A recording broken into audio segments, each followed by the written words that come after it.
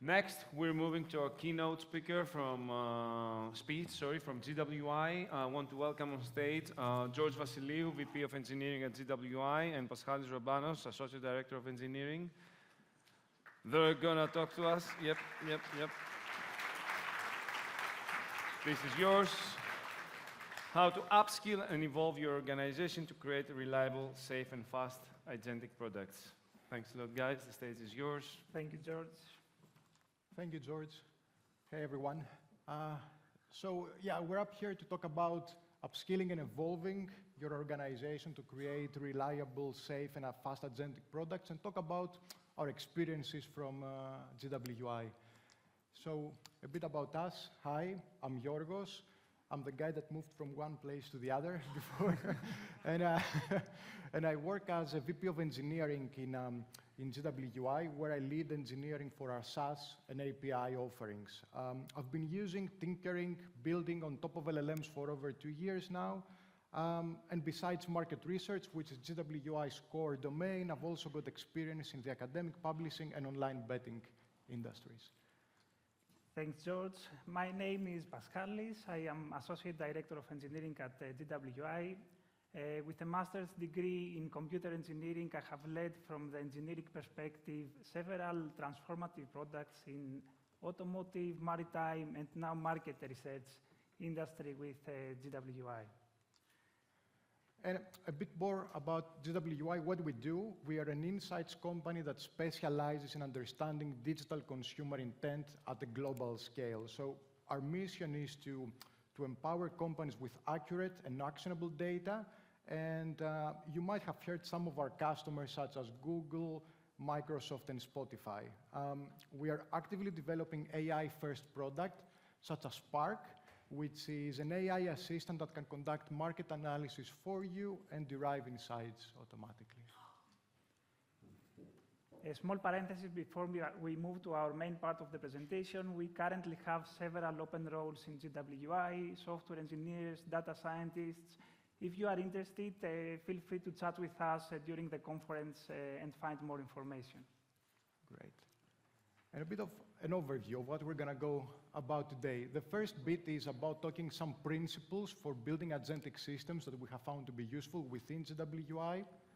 In the second part, we would like to discuss about cross-functional collaboration in the AI product development. And in the final part of the presentation, we will suggest some transformations that the organization must undergo in this AI-first era.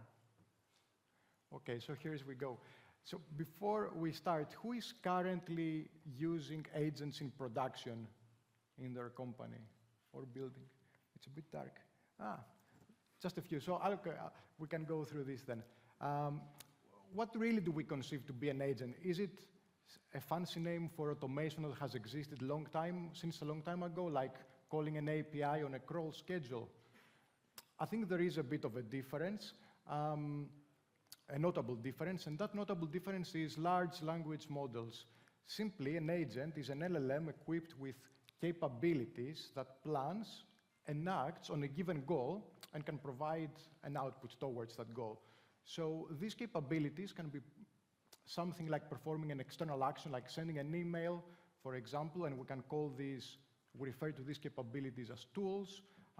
Agents also have the capability to query an external database system and bring back institutionalized knowledge. Plus, they have the concept of a memory, the ability to remember past interactions that the user has performed with them. And I believe there is a very interesting talk later on focusing on the topic of memory. I really want to have a look. Also, an important part is a big difference of an agentic system is the number of steps that such a system can take in order to conduct the output, the end result, is unknown. Basically, the agent goes into a loop of steps until it decides that it has reached its end goal. So do you need an agent? And the answer is maybe. You need to be sure that you need to do that for the right reasons. Agents currently are very tricky to test, scale, and monitor in production.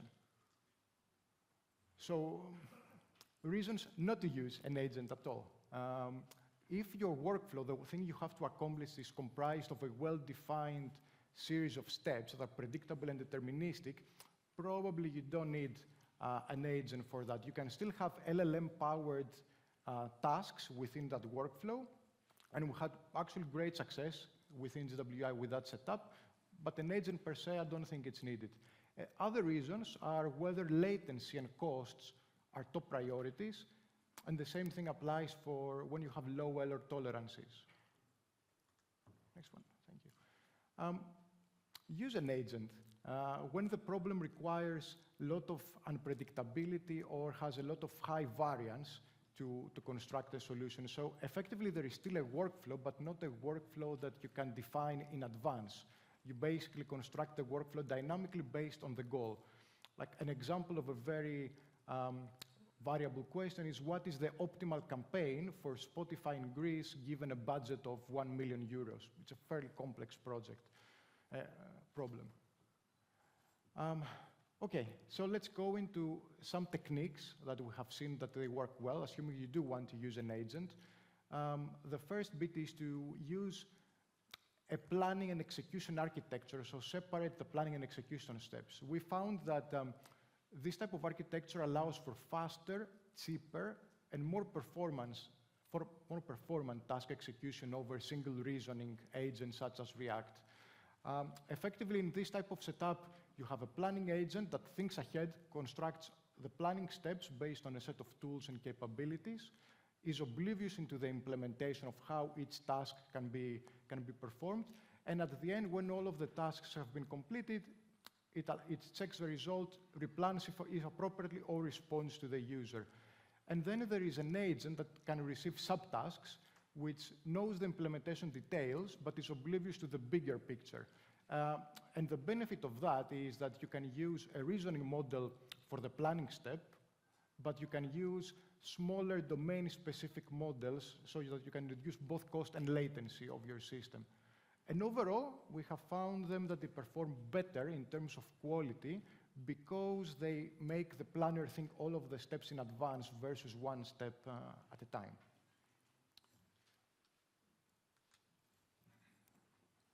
Now, assuming we have this type of architecture, planning can be a very time-consuming process. So specifically, if a reasoning model powers the planning step of the agent, at the same time, most agentic tasks can be repetitive conceptually.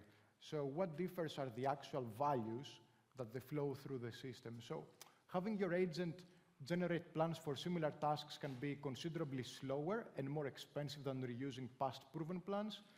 Potentially could be risky as well due to the probabilistic nature of LLMs.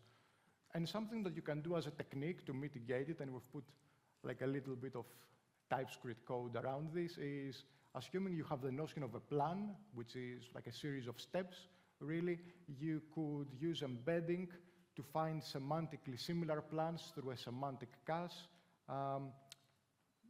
Effectively, you can reuse plans that have worked well in the past for the same reason. And this reduces a lot latency and cost, as we mentioned before. Some tricky bits that you have to be careful with this type of a cache. As in all caches, invalidation matters a lot. So you need to be sure when your plan or the agent's capability have changed and act accordingly. And sometimes the stored plan might even be incorrect based on what the user wants. And this can be mitigated by collecting continuous user feedback and planning and flagging it accordingly.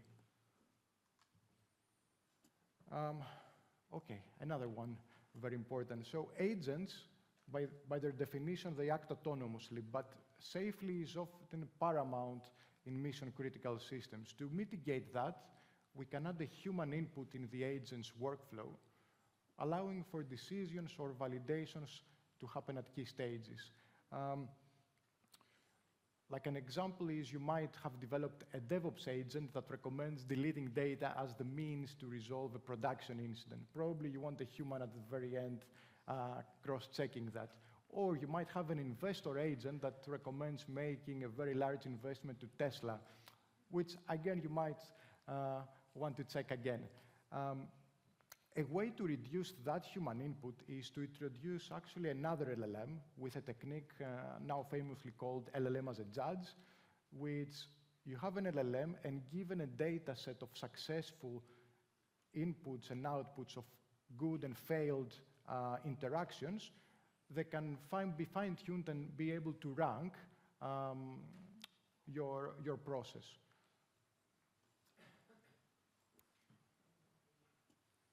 Another crucial aspect is to ensure that your app operates as expected during runtime.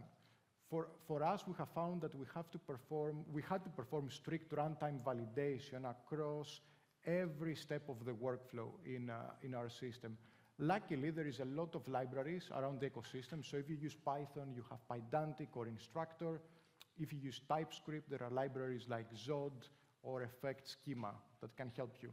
And besides validation, these libraries makes it very easy to take an LLM output and convert it into your internal domain entities, thus helping a lot with modularity of your software system. And another thing that we have seen very useful is using OpenAI's moderation API for moderating harmful content, either content that has been input to the agent, or maybe it's outputted by the agent. And this moderation checking, it can be done in parallel with the main execution flow so that you don't get any extra latency overheads. Now, but how do you know that your agent actually works as expected? How do you evaluate it? And evaluating agents we have found it to be a tricky problem. It needs to be treated as a first-class citizen in your AI engineering toolkit. Evaluations are simply a method to measure the accuracy and quality of your agentic system, and you can consider them equivalent to automated tests in classic software engineering. What are we evaluating against? We are evaluating against a set of inputs and expected outputs. The important thing is that these outputs are free text. So what you compare actually is the factuality of those statements rather than performing strict assertions such as equals or greater than. And this factuality check, they can happen through human colleagues. You can use another LLM with an LLM as a judge, or you can use a semantic similarity threshold between the expected and actual outputs. And going back to that analogy, evaluations are very similar to classic software testing, and that also means that you probably have to evaluate your agents at very different levels. So from the very first input to validating the final output, which is analogous to an end-to-end type of scenario, up to the level of, did the agent provide the right input to the tool that they called, which can be considered analogous to unit testing. And in order to evaluate, you need to have the right data to run your evaluations. And now we want to share a few hints and tips we have found to be very useful and important when you curate these data sets. So before launching your product, the first thing you need to do is you need to have a series of scenarios of inputs and outputs that you can test against. We have found that using LLMs to synthesize data for bootstrapping your inputs was really effective. Like, for example, you can take an LLM to say, generate 50 different ways marketeers might ask about campaign metrics. And if you have some good examples that you can provide as few shots, this can work really well. After you get your inputs, you need to work with an internal domain expert within your company to score the outputs. And once you have a good set of these scored outputs, you can then provide them as fine-tuning or, again, as few such examples to an LLM as a judge that can automate part of this scoring. Even if your LLM as a judge performs really well, you still need to do and keep doing some manual scoring to further fine-tune it. After launching your product, you might face what we call here as dataset drift. So the dataset that you have no longer represents the type of prompts users actually perform in production. And as a result, the evaluation is kind of meaningless. In order to mitigate that, you need to do continuous dataset curation from real-world examples and have a system that plugs everything together. And usually the most important cases that you have to add are underperforming prompts, underperforming either on a business metric or on an evaluation metric.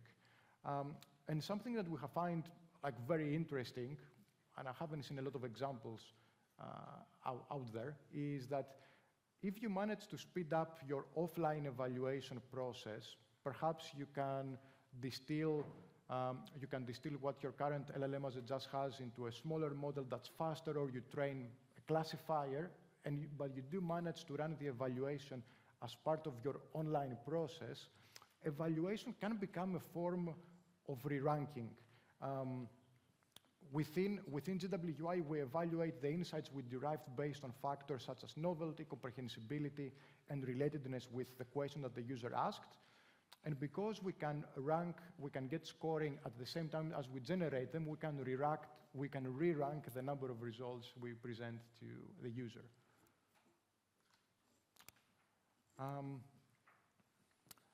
Observability and monitoring, yeah. So in order to be able to optimize your system, you need to have a good and deep understanding of it. And just using logs is simply not enough. We need detailed tracing of every step that an agent performed. So what to use on that? We found that OpenTelemetry worked really well for our case, and it was the best option. It requires a bit of investment upfront, but you get a lot of flexibility back. And if you have existing systems using OpenTelemetry, you're using the same tool for the same reason. OpenTelemetry recently created a GenAI project that aims to unify the instrumentation for various clients, frameworks, and response evaluators, and we think it's definitely worth giving it a try. The other thing is that tracing and evaluations are really the two sides of the same coin. You need to have the capability to get a prompt and a trace out of it and construct an evaluation scenario very quickly. If you want to use a unified platform for both tracing and evaluation, there is no shortage, I guess, of commercial and open source platforms. There is LangFuse, there is Langsmith, there is BrainTrust, and many, many others. But in our view, it's vital to pick a provider that supports OpenTelemetry just because you want data portability and you don't want vendor lock-in. So if you want to get your data out, it needs to be easy. Great. Let's go a little bit in the second part of our presentation. We want to talk about something that is becoming more important than ever in the age of AI-driven products, how cross-functional teams work together and evolve in this new era of product development. Despite approaching this from an engineering perspective, we will examine not only how engineering, but also product management and design integrate their unique expertise to build successful AI-powered products. Additionally, we will examine the unique opportunities AI technologies bring to this collaboration. Let's see a little bit how every role has changed in the last years, starting from engineering.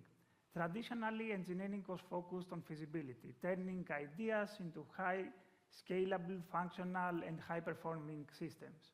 In the AI era, the role expands to assessing AI-specific constraints, building scalable AI architectures, and optimizing model efficiency and performance. Also, integrating the existing and traditional softwares with the new capabilities of machine learning and the models we can find. Product management, which serves as the bridge between technical execution and business goals. Traditionally, it is focused on prioritization, market research, and cross-functional collaboration. In the AI era, the role expands as it needs to align the AI features with real business needs and goals. It needs to navigate fast-changing markets and regulations, and also foster AI literacy across the business, while ensuring responsible AI practices. For design, which ensures products are intuitive, accessible, and user-friendly, traditionally it is focused on user experience, visual consistency, and usability testing. In the AI era, designers must also craft AI-specific interfaces, create transparent data visualizations that reveal how the data are generated, integrate user feedback into the product, and also address ethical concerns like bias and inclusivity. And this is only the surface, as each discipline contains multiple specialized roles that contribute unique expertise to AI product development. The alignment between engineering, product management, and design has always been a cornerstone of successful software development. This synergy ensures that products are not only scalable and functional, but also user-friendly and strategically positioned. Through shared goals, collaborative processes, and cross-functional insights, these disciplines have historically worked together to drive innovation and deliver high-quality software solutions. Here is where magic happens and real value is created.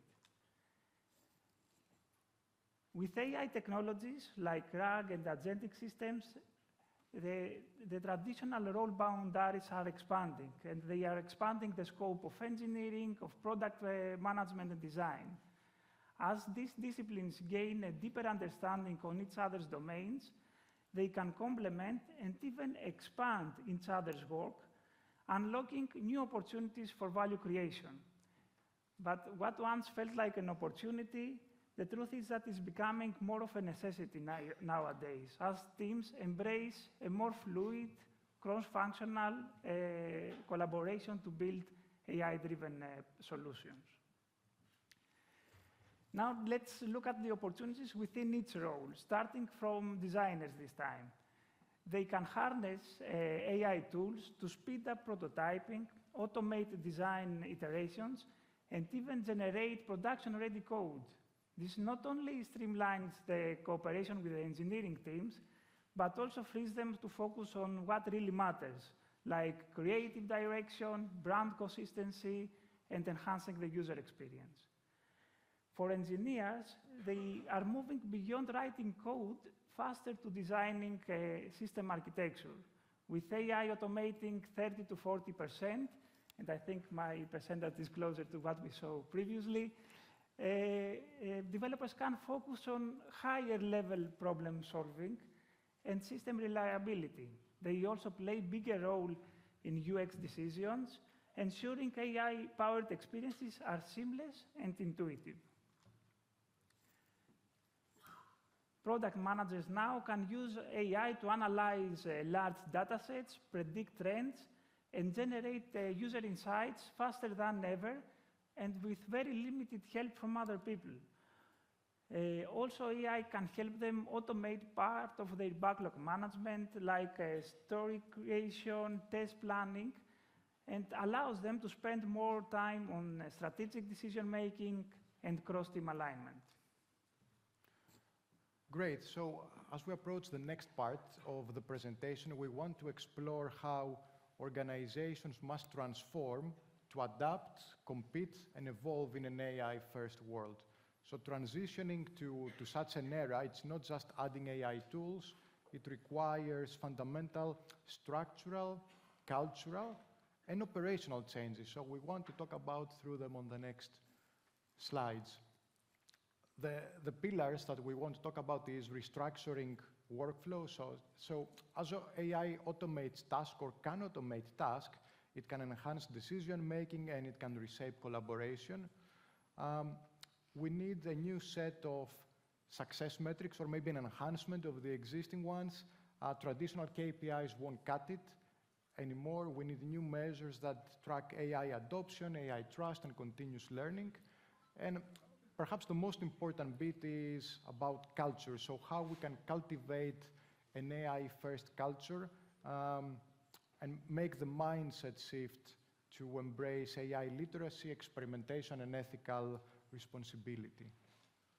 Starting with restructuring of workflows, rather than treating AI as a separate function or discipline, product development must embed AI as its core, effectively have fully cross-functional teams with AI, and ML specialists within them.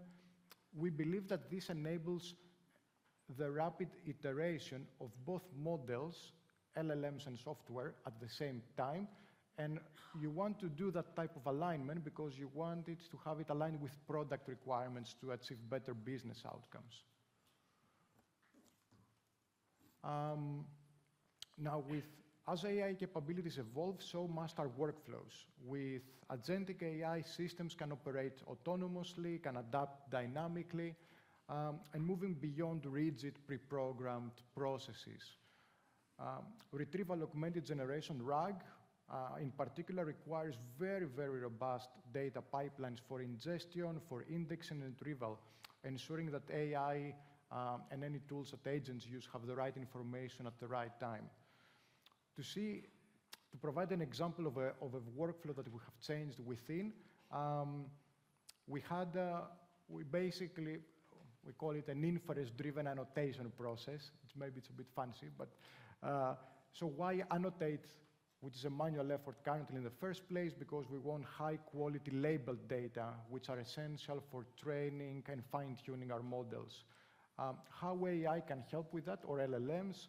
They can help with pre-labeled data, they can flag inconsistencies, and can help with scaling a lot of the data set generation by reducing a lot of the manual effort.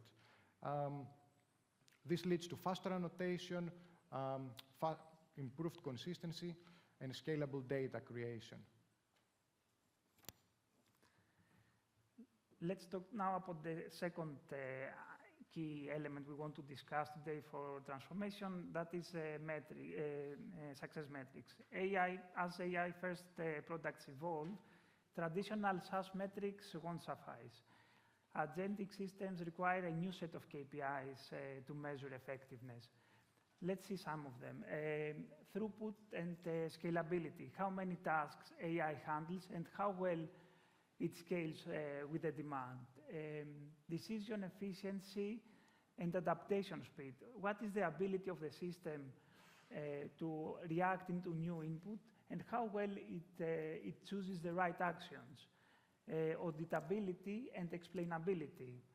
Have transparency in how AI decisions are made. Error handling and recovery. How smoothly the system manages to recover from failures in this non-deterministic ecosystem. By tracking these metrics, we ensure AI remains efficient, scalable, and trustworthy as it evolves. But AI transformation isn't just about system performance, it's about business impact. Success is measured by how AI drives engagement, efficiency, and growth. Let's see some metrics here. Adoption and satisfaction. This is a classic one. What is the feature usage of what we are building? What is the retention we have, and how is the user experience? Speed and efficiency. How fast we serve replies to the user inputs, and also how we optimize the actual workflows of the people. Revenue and conversion. What is the financial uplift we get from the features we introduce, and cost efficiency. How this balances with the investment we have done to the technology. A final interesting one is assistance. We measure that and we ensure that AI enhances rather than replaces the human work. By focusing on these metrics, we ensure that AI isn't just technically advanced, it delivers real business value. And the final key element of AI transformation we will explore today is culture. True AI adoption isn't just about technology deploying. It's about reshaping the way we think, we work, and innovate. The shift requires continuous upskilling, keeping teams ahead of rapid AI advancements. Organizations must invest in their people. They need to equip them with the skills, decision-making frameworks, and ethical guidelines necessary for responsible AI integration. willingness to experiment. We should encourage test and learn approach to maximize AI potential. Technology should assist, not replace human decision making. The goal is AI-informed, human-decided approach. Commitment to responsible AI, ensure fairness, transparency, and accountability in AI use. An AI-first culture isn't built overnight, but by fostering learning, experimentation, and ethical responsibility, we create an environment where AI drives true innovation and growth.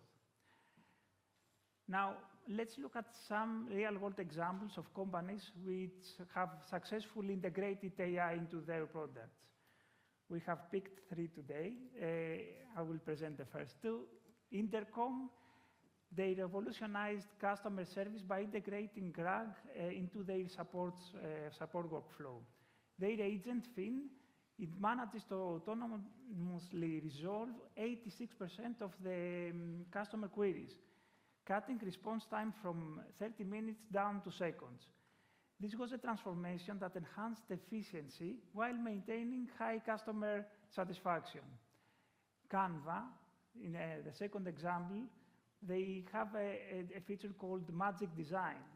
They embedded the feature directly into the creative workflow rather than treating it as a separate tool.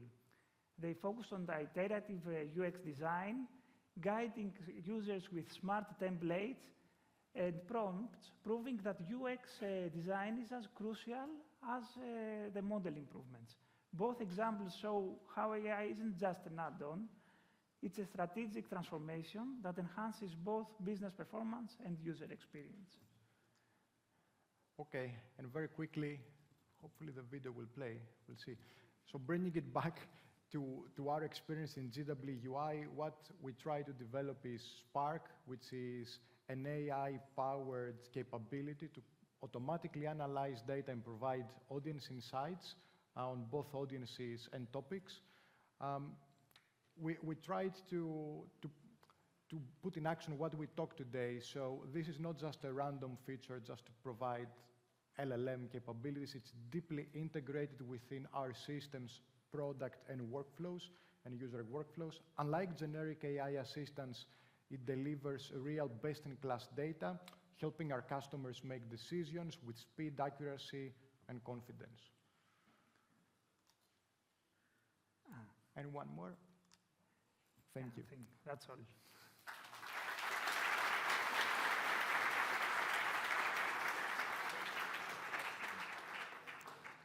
Well done, excellent. Are there any questions for these 2 lovely folks here? Yeah. Can you wait? We'll pass you the microphone. 1 sec. Yeah, thank you.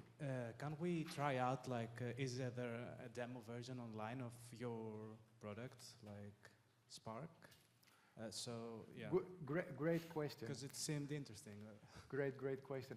So Spark is currently available only to our enterprise customers, but on the 27th of March, so it's not too far off, we're opening it up with a free offering as well, and at that point you basically can sign up and try it out in a similar style as ChatGPT, so you get a few queries per month for free. Awesome. Yeah. Any other questions? Nope, all good. Thanks a lot. Thanks, guys. Thank you. See you.